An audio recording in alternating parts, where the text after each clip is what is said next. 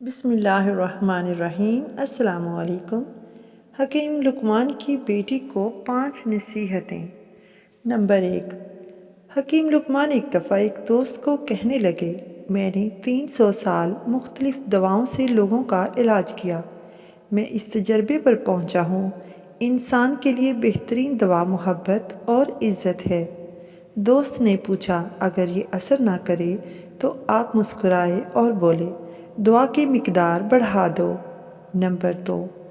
جو بات دشمن سے پوشیدہ رکھنی چاہتے ہو وہ دوست سے بھی پوشیدہ رکھو، ہو سکتا ہے وہ بھی کبھی تمہارا دشمن بن جائے۔